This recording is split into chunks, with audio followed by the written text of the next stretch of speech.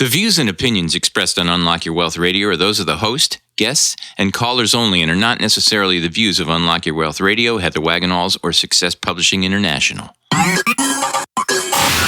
Worried about retirement? Want to travel the world or just be around to watch your kids grow up, but you can't because you're drowning in debt? Now you can! With Heather Wagenhals and the Keys to Riches powered by Unlock Your Wealth Radio. Heather will show you how to stop chasing your wallet, eliminate debt, lose financial stress, and live the life of your dreams. If you truly ever wanted to have more, do more, be and give back more, now's your chance. Listen weekly to hear what others are doing to manage their money better with these proven strategies for building wealth with the Keys to Riches financial philosophy. Now, here's your host, Heather Wagenhals. Welcome, everyone. This episode of Keys to Riches, powered by Unlock Your Wealth Radio, is sponsored in part by Audible.com. Get a free audiobook download at keystoriches.com/free book and click on the link to over 150,000 titles to choose from for your iPhone, Android, Kindle, or MP3 player. Welcome. I'm so glad you guys bothered to stop by today because we have a heck of a show in store for you. I am your purveyor of prosperity, Heather Wagenhals, and I am flanked by the maestro of moolah, static cling included, Michael Terry. We got rid of that static. Hey, I got a new one for you. Okay. Chiquita of cabbage. Chiquita of currency. That's me. See, we need something that ends in Ida, like the Chiquita of margaritas. I'll work on it. But it's got to be money, not drinks. Yeah. Something Ida. Yeah. We got to think of Anita. So anyway, welcome to the Keys to Riches, powered by Unlock Your Wealth Radio. We are so glad you stopped by to help you get your money mind right so your wealth and happiness will follow. We have an incredible show in store for you. Hold on. Let me, stop. Back up. I know. It's the ADD. It's actually, I have the ADHD, hyperactivity. I'm not just like distracted. I'm like rambunctious and distracted. So thank goodness I didn't find out about this until like I was way into adulthood. Because like your self-esteem would have been down the tube. I know. I can't imagine like what would have happened if I would have been doped up when I was a kid. Yeah, they would have pulled you out of school. They would have sent you to some shrink. And doped you up. Yeah. Yeah, exactly. Because I was that kid that got straight A's without trying, but I was always in trouble. I was always goofing off. I was always with the class clown. I was always like, you could move me anywhere in a classroom. You could put me next to the smelly kid or the dirty kid or the mean kid. It didn't matter. I was going to chat them up. Like they used to move me around. And no matter what, I'd always be chatting or passing notes. It was just, that was me. Bad girl. I know. And I was always cracking jokes, always like pranks and trying to be funny. That was just my thing. There are worse things. But it has nothing to do with money right now. So we want to focus on our finances right now. So help us do that, Michael, by telling us what this week's key is, would you please? The fifth key is take emotion out of the picture. That it is. And where I was jumping ahead is I'm so excited because our moolah word of the day, oh my gosh, our moolah word of the day is right in line with our key. So it should be interesting once we get to that part of the show. So money dramas. Impulse spending is probably the biggest buzzkill when it comes to money dramas. Yeah, when it comes to this key. You have a bad day, you want to fix it up somehow, you buy a $300 plug-in, you buy a new software. Another dog toy like me, or a cool leash or apparatus, or like, I'm a gadget girl, so... Yeah. I've got to have cooking gadgets are my thing. Yeah. Single use, mind you, single purpose cooking items, because heaven forbid I get something that does more than one thing. Cleaning products. That's Jennifer's thing. Oh, is she? Yeah. It's insane what we do. But we get hooked into this, and we're going to talk about that on today's show and how to utilize this key so we can maintain more effectively when it comes to managing our money, because it's not the big things that usually destroy us. And if I can quote a phrase from my grandpa, he used to always say this, and I don't know if it's his quote or who he got it from, but he used to always say, you would never let somebody deliberately knock you off track, but you can be nudged in the wrong direction. And just think about like personal space. Like you're standing here and somebody else is standing 2 feet away from you, and then they like kind of close the gap. And so you want to maintain the gap, so you kind of move away from them. Close talker. And Seinfeld close talker. We're dating ourselves. You can't be doing that. Oh, yeah. We kind of move, and before you know it, our desire to maintain that distance has incrementally moved us away from where we really wanted to be. But we don't realize it because it was just in small little increments. And that's what we do most of the time with our money. But we're gonna focus on impulse spending. And maybe we can touch on sudden wealth syndrome because that kind of plays into the whole emotion sort of thing too. So this today's moolah word of the day is bias. So there's many ways the word bias can be used. I think of in sewing, bias is the way the fabric stretches on the diagonal. Yeah. But we're not talking about sewing and assembling garments. We're talking a bias of technology, either of change or difference, referring to a shift towards or away from use of a factor. The exact meaning depends on the definition of neutral used to define absence of bias. So factor bias matters for the effects of technological progress on trade and welfare. So, for example, bias of a trade regime refers to whether the structure of protection favors imports or exports based on comparing their effective rates of protection. If these are equal, the trade regime is said to be neutral. A bias of growth refers to economic growth through factor accumulation and or technological progress and whether it favors one sector or another. So if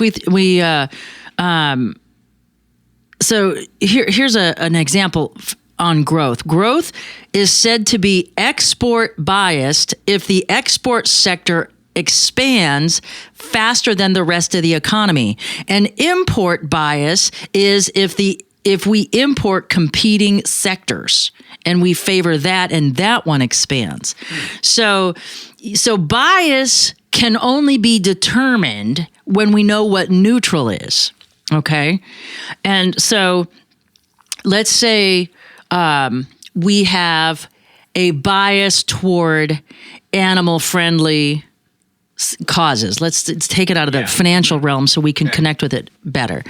And there's a story, and I'm reading a really great book. I love mysteries, and so I'm reading these Florida books, and by Carl Hyacin. And I'm in one of the Skink books. And this one is about this guy who was a former mobster. He turned tail on his on one of the Gotti family, and then he went into WITPO, witness protection, because he finked on everybody, and then he got relocated to Florida. But like living in a one-bedroom apartment in a crappy area of town wasn't his idea of witness protection.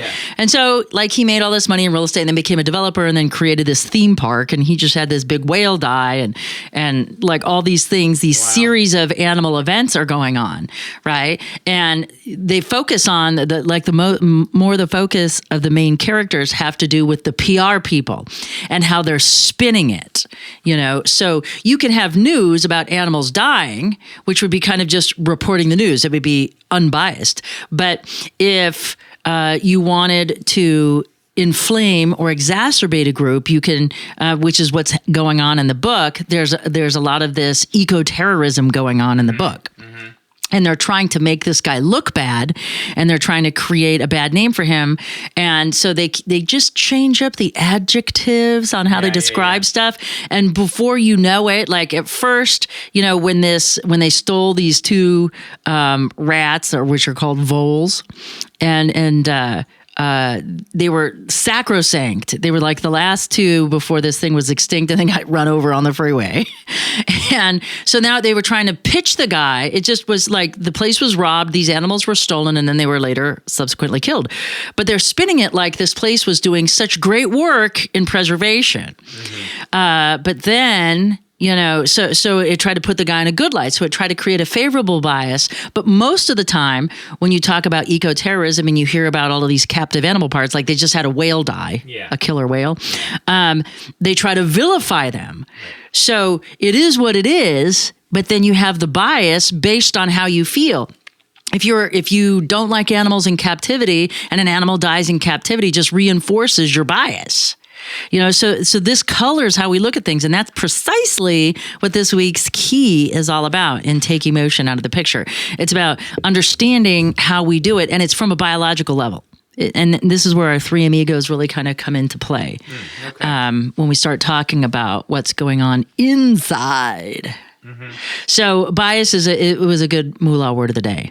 Because it has to do with the economy, but it more has to do with our internal triggers on what we view neutral is and where our biases lay. And we may not have a neutral, because neutral, there's, like they say, there's three sides to every story: his side, her side, and the truth. Your bias your neutral position would change on a daily, weekly, monthly basis, I would think, depending on.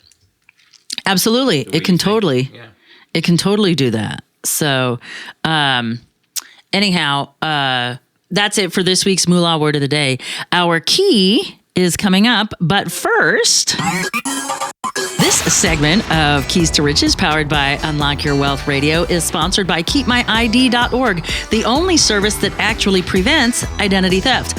All others are just monitoring services. Put your credit on lockdown for Keys to Riches listeners by visiting our website at keys2riches.com/KeepMyID and click on the link to start protecting your financial future and identity right now. Remember to use promo code WAGS.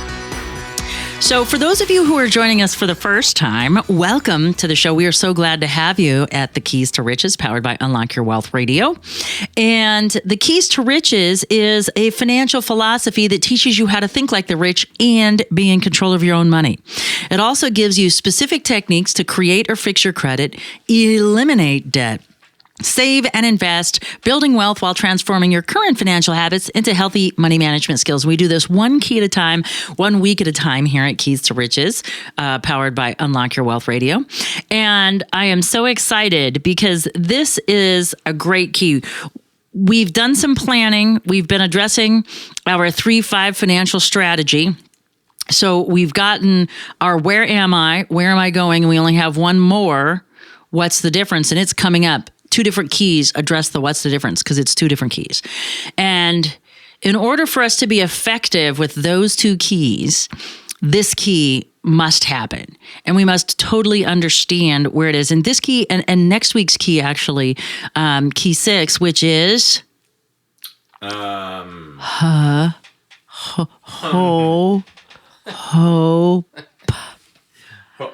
for the best plan for the worst. There we go. Hope for the best, plan for the worst. So these 2 keys deal with the phenomenon of our biology that keeps us from being effective.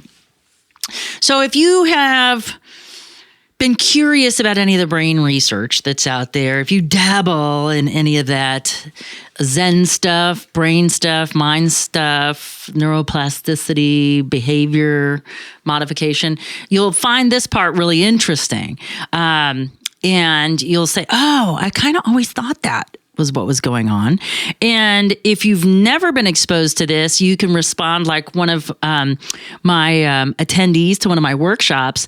And she said to me, oh my gosh, I'm so glad you explained this way, because this whole time I thought I was a logical creature And I was crazy because I was behaving emotionally when it came to my money, and I couldn't figure out why. And now I know that it had nothing to do with me not being good at what I do. Yeah. She's like, and so thank you for that. Like, it was a relief. I let her off the hook. Nice. And the way I did that was with my Three Amigos model of information processing. And this was the best way to be able to come up with this. And we're working on some real good video descriptions of how this works. But being in radio, and even in print too, in my books where I talk about this information model of processing, we have to use our imagination in order to understand and conceptualize the context.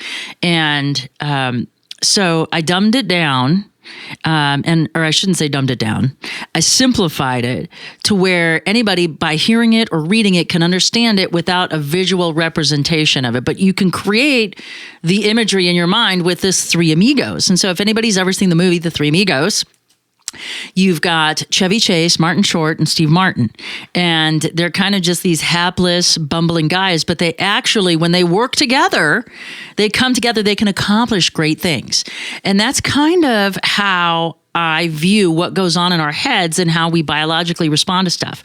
Because we beat ourselves up so many times when it comes to money that, like, I should have known better, or I should have done better, or I did know better. I don't know why I did this, especially when it comes to impulse spending. I knew better, but I couldn't help it. Oh, yeah, that happens a lot. And you punish yourself because you feel like you should have or could have helped it, but only to the extent that we know how to control it, biologically speaking, because biologically we're set up to fail at long-term management of anything: weight management, money management, career management, you name it. We're designed to survive. Even though our brains have evolved and we can invent computers that think faster than us, we still process information the same way we did when we were eluding saber-toothed tigers. Mm-hmm.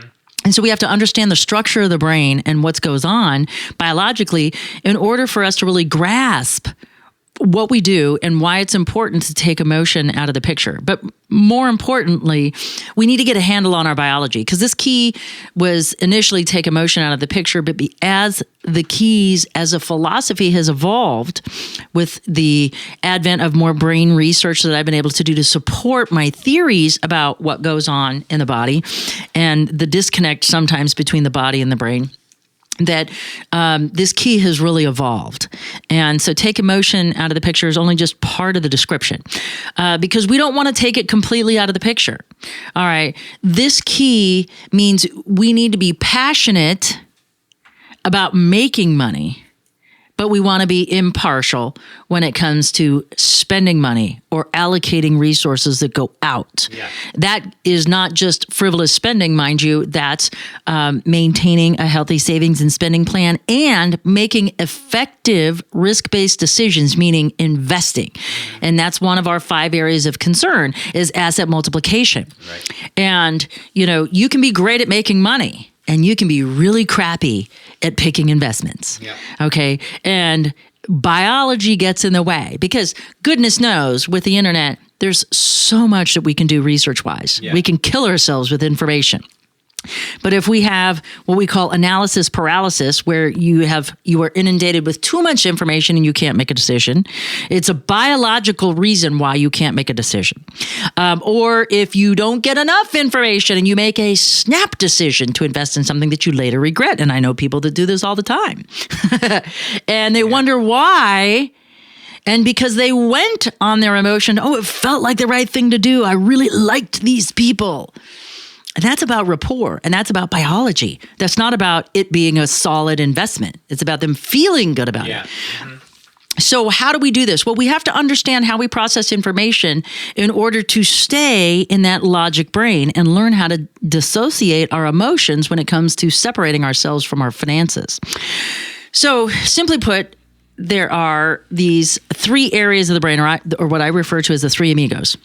So the first area of the brain that we process information through is called our survival brain. And I refer to our survival brain as the I do. Think of him as a military officer, okay?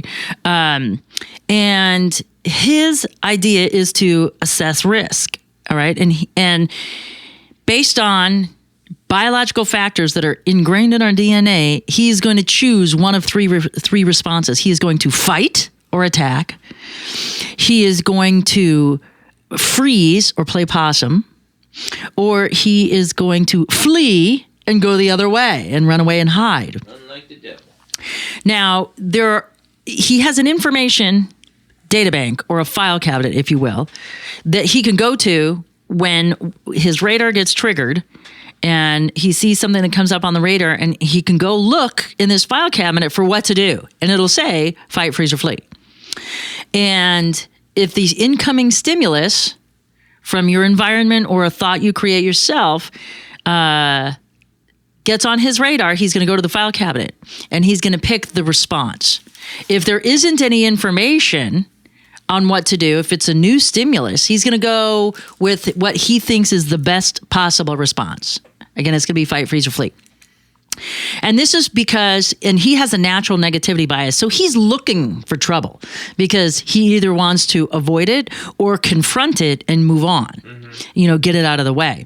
And this is it's a natural ingrained tendency. Now, if the incoming stimulus does not set us off and we don't get catapulted into some crazy reaction because our survival has been threatened, then the information or the stimulus passes to the next brain that we evolved. It's our mammalian brain. And this is our emotional brain, if you will. So two things a lot of things, but the two most important things that go on in this area are emotions and memory, okay?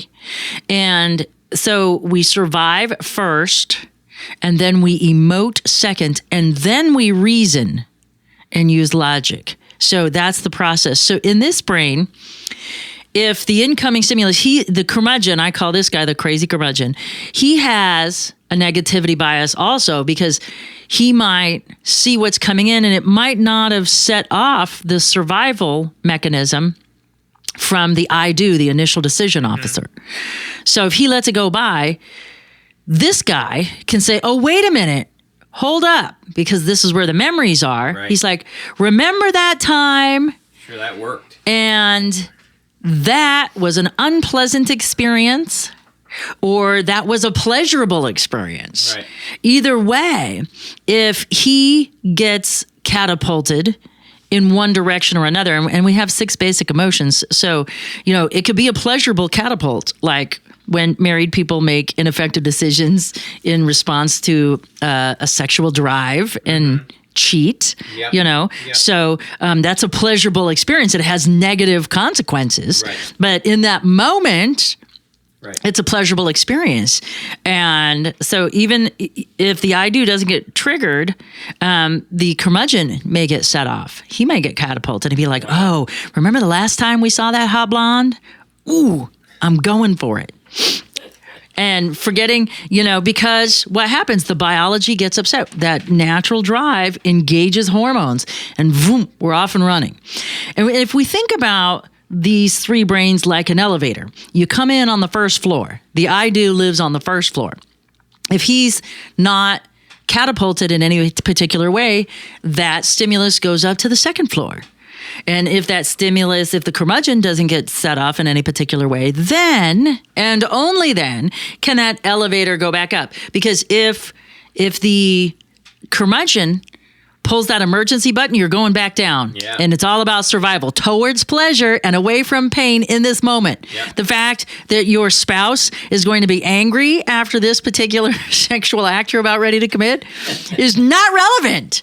You can't even get there and weigh the differences because that part of your brain cannot be accessed once the hormones start going, because blood pressure changes, all of these things. Once your heart rate goes over 130, fine motor skills just turn off. So decision making. It's not your fault, guys. It's not your fault. But, or I should say, however, now that you know this, This is the point, is we can keep this in check. And I talk about this in my money code book, is that it's okay that it has done whatever it's done in your life. But now that we know this, now we have tools to right the ship, so to speak. So the last brain that we get to in the third floor is where Logic Larry is. And he's the guy that has the power of reasoning, evaluation, critical thinking skills. So he can say, hot blonde, but bad decision, expensive divorce. Yeah. And he can say, hot blonde has a lot of weight. Hot blonde, lots of fun with the hot blonde, but expensive divorce. Yeah. And he's like, is he going to move towards the pleasure or is he going to move away from the pain? If that stimulus can get that far up in the brain tree, that's a good thing. Yeah. If you can get to that logic part of the brain and you can evaluate the situation and say, you know what? While this person is attractive, I'm in love with my money more. Yeah. And it's okay to be that way. I mean, if that's what it takes to get you to be faithful, then that's what it is. Yeah. Because we're basic creatures. We're driven towards pleasure. Mm-hmm. So it would make sense that we would do that. That's a natural thing. For somebody to say, God will strike you down or like whatever these crazy people try to make you feel guilty for that, just throw that out the window. There's no room for that. Those people it's a natural tendency. Well, yeah, exactly. When you point fingers, you got 3 pointing back at yourself for sure. So, and I like using that example. I used to use a lot of negative examples, but we can acknowledge an attractive person, but not have to act on that impulse. Right. You know what I mean? And it's because we can circumvent it because we can maintain our physiology. Well, the same thing happens with impulse spending. Ineffective decision making happens because we get driven towards something. And it's like, I use women because I'm a girl, so I can connect to that part of it. But men are just as guilty. If you're a big golfer guy and you're like, hey, you know what? Callaway has a new driver and they haven't come out with something new in a very long time. Or Ping, I could use a putter. I need a better putter. I need. We justify this. It's really a want. But unless Logic Larry gets involved, we can't effectively discern between the need and the want. Yeah. We can justify, because justification is like the key to taking a want and making it a need. Yeah. And I was just having a conversation with one of my coaching clients the other day, and she said, well, what constitutes an emergency for emergency spending? Because I said, you can't use it. And I said, if you're bleeding or your children or a spouse or a significant other is bleeding, that's an emergency. Yeah. If nobody's bleeding, it ain't no emergency. Exactly. So that's why, because she was having trouble discerning between needs and wants, and I said, we need a handbag. We want Louis Vuitton. Right. I mean, that's pretty easy. Right. But in the moment, because we're just bandying about it. But let me just tell you, when I leave here and you're surfing around and you see a plug-in sale. Oh, yeah. How likely are you going to be able to resist that? You've got 5 million plugins already, but I bet you can find your justification bag and pull out a good one. I mean, it's been a long time. I've got to say, I'm losing the Jones, but I don't know why that is, but it's just because somebody hasn't come out with a more effective marketing technique. That's the only reason why. That's probably true. So that's the only reason why you haven't bought another plugin. But just wait, because you're going to have somebody that you're going to be in the right frame of mind, and their marketing is going to speak to your soul and reach through the computer and grab that money out of your wallet. Very, very possible. Yes. And we didn't get to address sudden wealth syndrome, but I have a new piece that's coming out on the website that I'm going to talk about sudden wealth syndrome. And sudden wealth isn't just winning the lottery. Sudden wealth can be an insurance check, a tax refund for, $500 to $1,000. It can be any size windfall, but it's how we respond to that windfall that makes all the difference. And it reminds me of that marshmallow study that they did with kids in delayed gratification. So it'll be a really great article, and I'll let you know once it's up, because this sudden wealth syndrome is something that I'm starting to really research and kind of create a body of work about, because I think it plays in really well with what we're doing here at the Unlock Your Wealth Foundation with this biology-based money management. So, well, that's it for this week's key. For your key affirmation, key statement, and your key action item, please visit our website at keys-to-riches.com. And for more great resources and interviews with the top financial gurus out there, please visit our sister site at unlockyourwealthradio.com. For the Keys to Riches, powered by Unlock Your Wealth Radio and the maestro of Moolah, Michael Terry, I'm Heather Wagenhals. Now go out and unlock your wealth today. UnlockYourWealthRadio.com is produced by Heather Wagenhals and the Unlock Your Wealth Foundation. UnlockYourWealthRadio.com and its affiliates are copyrighted 2016 with all rights reserved. For more information on the Keys to Riches Financial Wellness Series, please visit our website at www.unlockyourwealth.com.